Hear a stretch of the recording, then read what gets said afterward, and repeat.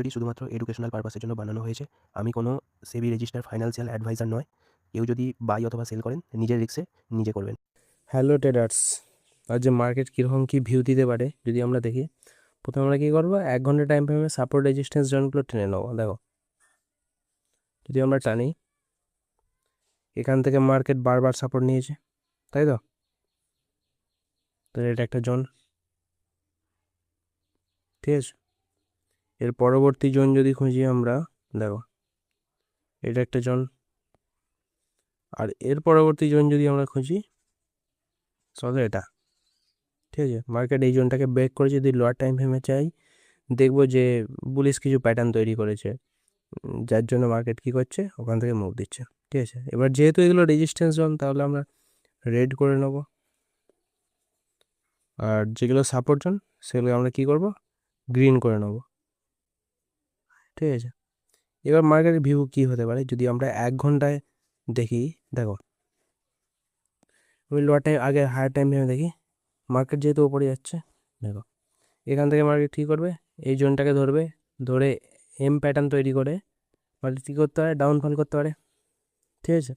কারণ এখানে এখানে অনেক লিকুইডিটি আছে আরও হায়ারে, ঠিক আছে। সেখান থেকে মার্কেট কী করবে, ডাউন প্যাটার্ন মানে ডাউনফল করতে পারে। এখানে যদি এম প্যাটার্ন তৈরি করে, তার নেকলাইন যদি এই এম প্যাটার্নের নেকলাইন যদি ব্রেক করে, সেখানে রিটেস্ট থেকে এটা ডাউনফল আসতে পারে।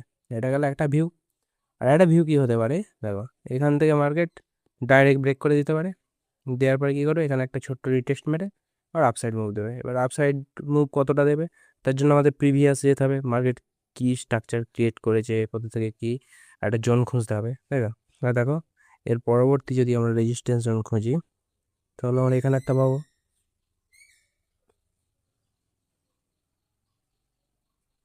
এই যে এটা একটা, ঠিক আছে।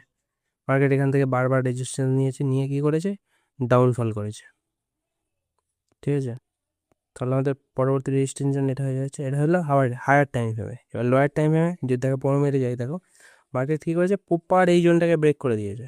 যদি আরও জোনটাকে যদি প্রপারভাবে করা যায়, ঠিক করে দেখো, ব্রেক করে দিয়েছে, তাহলে এই লোয়ার টাইম ফ্রেম বা 15 মিনিটের টাইম ফ্রেম অনুযায়ী কী করতে পারে মার্কেট, দেখো এখান থেকে এখানে আসতে পারে, এখানে একটা রিটেস্ট করবে, রিটেস্টের পর কী করতে পারে মার্কেট বাই সাইড মুভ দেবে এবং এই পর্যন্ত টার্গেট থাকবে, ঠিক আছে। তাহলে মার্কেটের যে দুরকম ভিউ হতে পারে, একটা বাই, আমরা সবসময় নিউট্রালে থাকবো। বাই বা সেল কখন প্ল্যান করব, যখন আমাদের ঠিকঠাক কনফার্মেশন এন্ট্রি পাবো, তখন আমরা কী করব, এন্ট্রি প্ল্যান করব। Thank you for watching this video. If you enjoyed it, please hit the like button and the bell notification icon.